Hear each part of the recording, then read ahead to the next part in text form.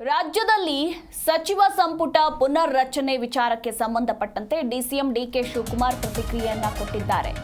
ನಾವು ಕೆಲ ಮಂತ್ರಿಗಳಿಗೆ ಸಂದೇಶವನ್ನ ಕೊಟ್ಟಿದ್ದೇವೆ, 2 ವರ್ಷದೊಳಗೆ ಅಧಿಕಾರ ತ್ಯಾಗ ಮಾಡಬೇಕು ಅಂತ ಪರೋಕ್ಷವಾಗಿ ಸಂಪುಟ ಪುನರ್ ರಚನೆಯ ಗುಟ್ಟು ಬಿಟ್ಟ ಡಿಕೆಶಿ. ರಾಜ್ಯದಲ್ಲಿ ಸದ್ಯ ಸಚಿವ ಸಂಪುಟ ಪುನರ್ ರಚನೆಯ ಕೂಗು ಮತ್ತೆ ಮುನ್ನೆಲೆಗೆ ಬಂದಿದ್ದು, ಈ ಒಂದು ವಿಚಾರಕ್ಕೆ ಸಂಬಂಧಪಟ್ಟಂತೆ ಪರೋಕ್ಷವಾಗಿ ಸಂಪುಟ ಪುನರ್ ರಚನೆಯ ಗುಟ್ಟನ್ನ ಸ್ವತಃ ಡಿಕೆಶಿನೇ ಬಿಟ್ಟುಕೊಟ್ಟಿದ್ದಾರೆ. ನಾವು ಕೆಲ ಮಂತ್ರಿಗಳಿಗೆ ಸಂದೇಶವನ್ನ ಕೊಟ್ಟಿದ್ದೇವೆ, 2 ವರ್ಷದೊಳಗೆ ಅಧಿಕಾರವನ್ನ ತ್ಯಾಗ ಮಾಡಬೇಕು ಅಂತ ನಾವು ಈಗಾಗಲೇ ಕೆಲ ಮಂತ್ರಿಗಳಿಗೆ ಸಂದೇಶವನ್ನ ಕೊಟ್ಟಿದ್ದೇವೆ ಅಂತ ಡಿಕೆಶಿ ಹೇಳಿಕೆಯನ್ನ ಕೊಟ್ಟಿದ್ದಾರೆ.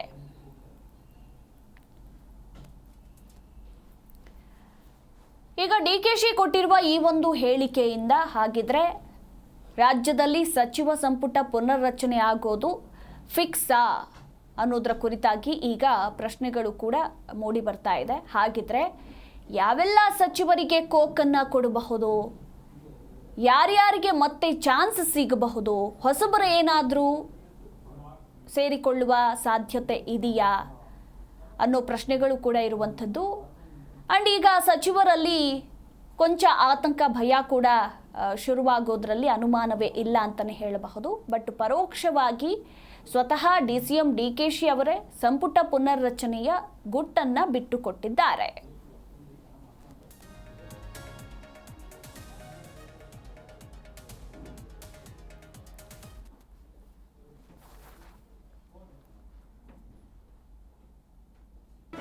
ಜಿ ಕನ್ನಡ ನ್ಯೂಸ್ ಈಗ ನಿಮ್ಮ ಮನೆಯಲ್ಲೇ ನೋಡಿ, ಎಲ್ಲ ಕೇಬಲ್ಗಳಲ್ಲಿ ಈಗ ಲಭ್ಯ.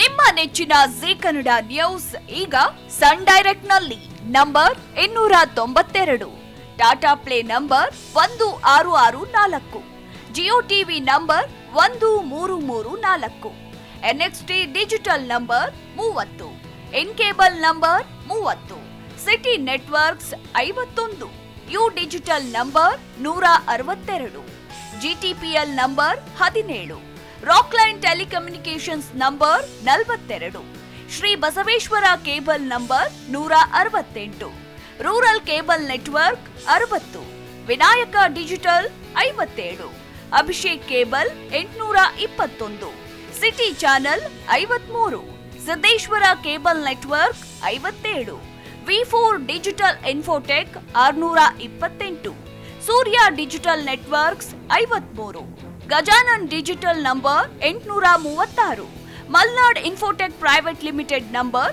56, Metrocast number 830, victory digital number 167ರಲ್ಲಿ ನೋಡಿ ಆನಂದಿಸಿ.